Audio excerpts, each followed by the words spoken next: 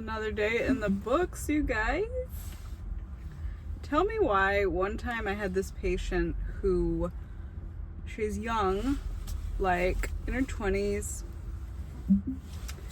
had a surgery in another country, and the surgery has nothing to do with what she came to the emergency room for. Her sodium levels in her blood were super low, and what that can do is that can actually cause seizures and a lot of mental and brain issues. See, our electrolytes, they have to be so dialed in, and they're normal within a range, but now it's up to us to discover why is it that she's dropping so low. What happened? It's just interesting, and I always wanted to know what was it that I never got to find out.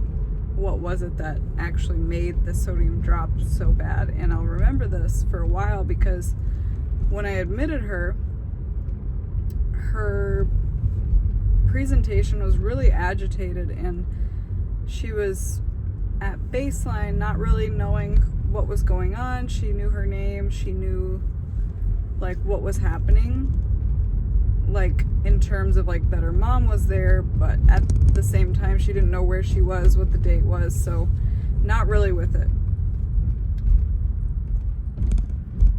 To the point where she just starts getting really restless and anxious, and I can't even get a blood pressure or a oxygen reading on this girl, and her heart starts climbing up, and I start getting concerned, and I knew that we were going to need something to help calm her down.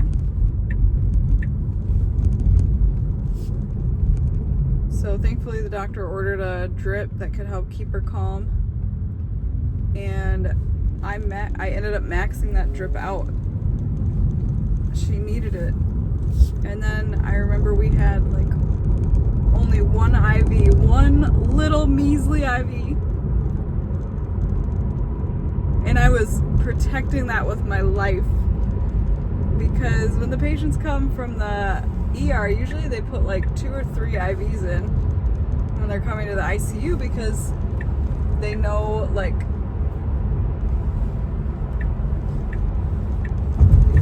these patients need a lot of different meds and a lot of interventions. So I don't know why they didn't place another IV in this girl. I think it was probably because initially she wasn't going to go into ICU. It was just going to be an admission, a standard admission, but I think they made the right call because she was going to need to just chill. Anyway, I'll never know. That was the one that got away. They're going to MRI her brain and find out if they can discover anything that would explain why she's presenting like this. I'll never forget it. Her dad looked at me and he said, with such a concerned look, he said, "What is wrong with her?" And I said, "We're going to find out as much as we can. We don't know exactly what it is right now." But I told him what we did know. I told him what I could tell him, because I don't know why. That's what I want to know, right?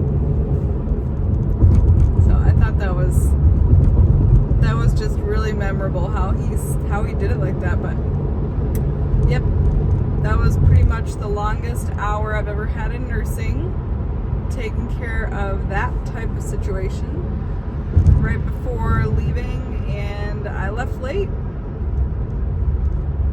Remember leaving late because I had to document everything. And that's what happens. If something happens like at the end of your shift, like you're pretty much going to stay there. You're pretty much going to have to like stay over and document what was done. And there's really no way around it. So that's the disappointing part about the field, is if something happens, like if you're in the hospital nursing field, right? If something happens, you have to stay over and chart it up. But it was so busy today, you guys. Everything was just so crazy. I needed help, and there was like nobody to help me. Like everyone was so busy with their own individual assignments that it was just the worst situation, I'd say. Like if you needed somebody for real to help you, which I did, but I could take care of it. It was just, it would have been nice to have another set of hands and another brain in the situation that I had, just to get things done. But it's over now.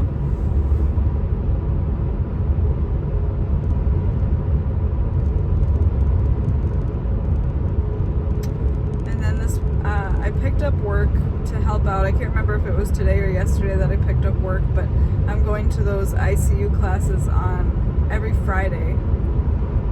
And I'm so happy with how they're going. I'm learning a lot. I'm learning a lot from them,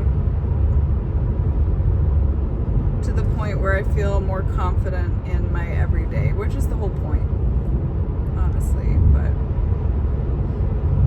yeah, I think after these shifts, I think like after a day, like I had a really busy day yesterday and a really busy day today.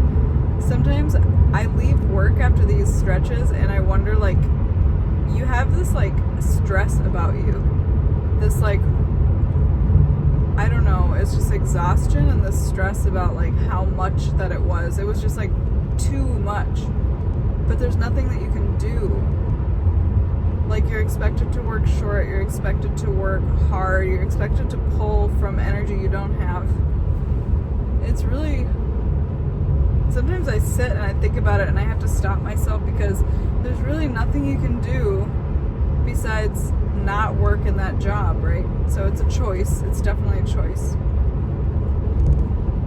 But it's also really amazing because you learn so many things. Like the skill set that I'm learning right now, it branches off in so many different directions. So whatever, you know, if I wanted to change it at some point, if I at some point recognized that I needed a change, I could branch off into something different that now I have built myself the skills that are basically they're higher level skills, and you can typically get paid more to use those skills because of what your experience is. So that's good.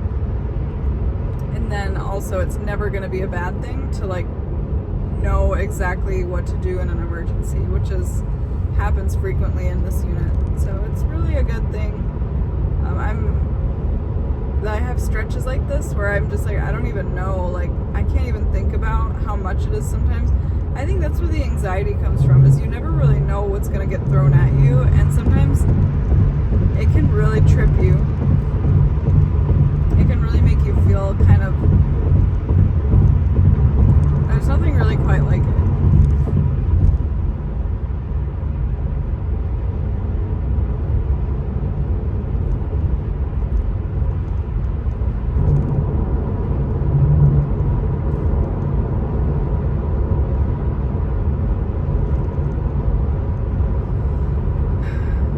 Patients who I thought was going to pass away last week actually was able to downgrade from the ICU, so he was doing much better, to the point where he was able to get out of the ICU, which was great. I was really surprised. I was actually not convinced that it was going to happen until the actual moment that it happened. Sometimes you just see the writing on the wall and you're like, there's no way. Like, there's no way this situation is going to go any differently, but then you're proven wrong. So what did I do? I stopped myself from saying anything out loud. I think that, you know, I have the belief that our world is spiritual. And people call it karma, people call it superstition, but I believe that it's spiritual. It's the spiritual side of things. It's the energetic side of things that sometimes can be influenced, I believe, by words that you say. And I know that not all of you are going to agree with this, and not all of you are going to understand where I'm coming from. And some of you are. So I'd love for you to share your thoughts and your comments about that. I think it's funny because I just take it totally seriously. Like, I just don't say certain things that I don't want to have happen. I don't say anything about it because I've seen it happen more times. It's like a proven concept to me that, like, you say something, sometimes you see it. Happens all the time in this field. Like, for example, there's this unwritten rule in healthcare where you never say it's quiet. It's quiet tonight. You never say that. Because what happens next? Well, legend has it, you're gonna be in for a really busy night after you say that. And I don't know, I just don't want that enough to experiment with it. I just don't. So, yeah, I'm really curious what you guys think now. Really curious, so tell me. Tell me if you think I'm absolutely nuts. And tell me a story in the comments. What happened to you? Yeah.